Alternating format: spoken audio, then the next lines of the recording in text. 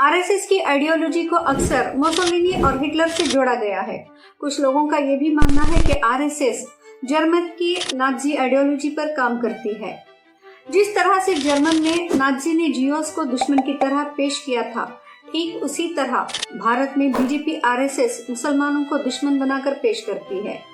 दी Kashmir files से लेकर दी Kerala story जैसी फिल्मों को इसी प्रोपेगेंडा का हिस्सा बताया जा रहा है। यहाँ पर हाल ही में कर्नाटका इलेक्शन के मौके पर रिलीज की गई दी केरला स्टोरी को लेकर बॉलीवुड के जाने माने अदाकार नसीरुद्दीन शाह ने मीडिया से बात करते हुए कहा है कि ये फिल्म एक प्रोपेगेंडा फिल्म है, इसलिए इस फिल्म को देखने का इनका कोई इरादा नहीं। इन्होंने ये भी कहा कि आज कुछ फिल्मों को प्रोपेगेंडा और नफरत फैलाने के लिए इस्तेमाल किया जाता है। Worthwhile films like Bheed, or there were 2 or 3 which came out recently. I enjoyed Bheed so much, Faraz, Bheed, and Sudhir Mishra's film. Afwa. Correct, All 3 collapsed. Nobody went to see them. But they're flocking to see Kerala Story, which I haven't seen and I don't intend to see because I've read enough about it. Seemed to be heading the way of Nazi Germany, where in Hitler's time, filmmakers were co-opted, attempted to be co-opted by the supreme leader. Right. To make films praising him and his what he'd done for the country. And running down the Jewish community. So there were so many German directors who left Germany, master filmmakers who all came to Hollywood and made their movies there. Because they refused to be drawn into this, but there were filmmakers who got drawn into it. So this same thing seems to be happening here. India today से हुई खास बात के दौरान नसीरुद्दीन शाह ने भारत में हो रही फिल्मों के ट्रेंड की तुलना नाजी से की है। जी हाँ, नसीरुद्दीन शाह ने ये तक कह दिया कि ऐसा लगता है कि हम नाजी जर्मनी की ओर बढ़ रहे हैं, जहां हिटलर के वक्त फिल्म मेकर्स को इस तरह की फिल्में बनाने के लिए कहा जाता था जिसमें हिटलर की तारीफ हो और ज्यूस के खिलाफ नफरत दिखाई जाए। इससे पहले दी कश्मीर फाइल्स फिल्म को लेकर भी मोदी सरकार की नीयत पर कई सवाल उठे हैं।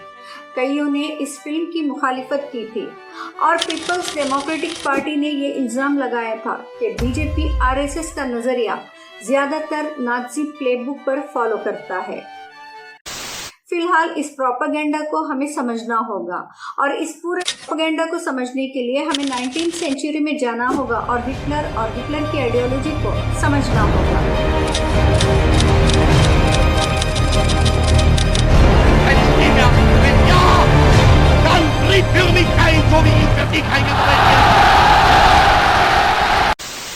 हिटलर ने अपनी बुक माइन काम्फ में लिखा था, प्रोपेगेंडा लोगों को पढ़ाने के लिए नहीं है, बल्कि उनका ध्यान कुछ फैक्ट्स और प्रोसेस से भटकाने के लिए है। और प्रोपेगेंडा एक आर्ट है जिसका इम्पैक्ट लोगों के इमोशंस और दिमागों पर होता है। 1933 में पावर में आते ही हिटलर ने सबसे पहले अपनी अलग से एक मिनिस्ट्री बनाई, ministry of public engagement and propaganda, जिसके हेड थे जोसेफ गोबेल्स। इस मिनिस्ट्री का मकसद था नाजी जर्मनी में कल्चर और मास मीडिया को कंट्रोल करना, जैसे आज गोदी मीडिया को मोदी सरकार के फुल कंट्रोल में देखा जा रहा है। गोबेल्स के हिसाब से मिनिस्ट्री प्रोपेगेंडा का मेन मकसद था हिटलर के अराउंड एक मीडिया क्लब बनाना। आज की तरह उस वक्त हिटलर को भी भगवान की तरह दिखाया जाता था और लोगों को ये यकीन दिलाया जाता था कि वो जर्मनी की वर्ल्ड वॉर 1 में हुई हार का बदला लेंगे। उस वक्त हुई हार का जिम्मेदार यूरोपियन ज्यूस यानी कि यहूदियों को ठहराया गया और लोगों के आगे उन्हें एक खतरनाक दुश्मन की तरह पेश किया जाता था। यहाँ पर जियोस से नफरत के पीछे कई रीजंस बताए जाते हैं, जिनमें एक रिलीजियस रीजन भी है। जैसे आज मोदी राज में किसी को नुकसान पहुंचाने के लिए उसका मुसलमान होना काफी है और मुसलमानों को बुरा साबित करने के लिए हिंदुओं के आगे मुसलमानों को हिंदू और हिंदुइज्म के दुश्मन बनाकर दिखाया जाता है। हिटलर के दौर में नाज़ी प्रोपेगेंडा दो वर्टिकल्स में काम करता था। एक तरफ हिटलर को मसीहा की तरह दिखाया जाता था और वहीं दूसरी तरफ ज्यूज को दुश्मनों की तरह डिफाइन किया जाता था, जो आगे चलकर हॉलोकॉस्ट की वजह बना।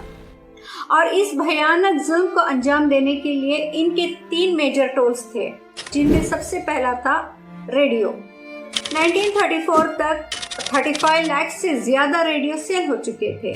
आधी जर्मन फैमिलीज के घरों में एक रेडियो था जिसे नाज़ी प्रोपेगेंडा और हिटलर की स्पीच लोगों तक पहुंचाने के लिए यूज किया जाता था। दूसरा ताकतवर हथियार था मूवीज और पब्लिक इमेज।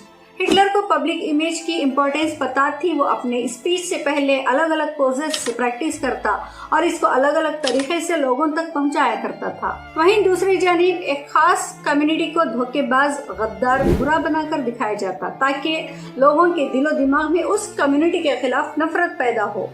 हिटलर का हमेशा मानना था कि एक कामयाब प्रोपेगेंडा के लिए हमेशा एक दुश्मन की जरूरत होती है। नाज़ी पार्टी के लिए वो दुश्मन थे जियूस को ऐसे दिखाया जाता जैसे कुछ भी बुरा हो रहा है तो वो उन्हीं की वजह से हो रहा है। और इस पूरे प्रोपेगेंडा में ऐसी भी पोस्टर्स बनाई जाती जिसमें एक बदसूरत खतरनाक जियूस मासूम सी खूबसूरत लड़की को फंसा कर ले जा रहा है। जैसे आज लव जिहाद का एक झूठा प्रोपेगेंडा किया जा रहा है और कुछ इंसिडेंट्स को लेकर पूरी मुस्लिम कम्युनिटी को बदनाम किया जा रहा है, जबकि दुनिया का कोई भी मजहब हो या कोई भी धर्म क्राइम को सपोर्ट नहीं करता, बल्कि क्राइम एक साइकोलॉजी है जो इंसान के अंदर पलता है, वो चाहे हिंदू हो या मुसलमान। क्राइम और क्रिमिनल को कोई धर्म, कोई मजहब उनका नहीं होता। लेकिन पॉलिटिशियंस जानबूझकर एक कम्युनिटी को टारगेट करते हैं ताकि उन्हें दुश्मन बताकर वो अपना उल्लू सीधा कर सके। हिटलर के दौर में नाज़ी प्रोपेगेंडा का नतीजा आखिर ये हुआ कि हॉलोकॉस्ट जैसा खौफनाक मंजर देखकर सारी दुनिया कांप उठी, जिसमें 60 लाख ज्यूज को बड़ी बेरहमी से मार दिया गया। दुनिया की हिस्ट्री में ये जेनोसाइड का एक बेहद भयानक चेहरा था। जेनोसाइड को लेकर हाल ही में भारत की मशहूर राइटर और एक्टिविस्ट अरुंधति रॉय ने भी मोदी सरकार को घेरते हुए इल्जाम लगाया है कि सरकार हिंदू मुसलमानों के बीच तनाव को बढ़ा रही है और भारत में मुसलमानों की हालत जेनोसाइड की तरफ बढ़ रही है। अरुंधति रॉय के अलावा भी जेनोसाइड वॉच की रिपोर्ट में भारत की करंट सिचुएशन को देखते हुए मुस्लिम जेनोसाइड की चेतावनी दी गई है।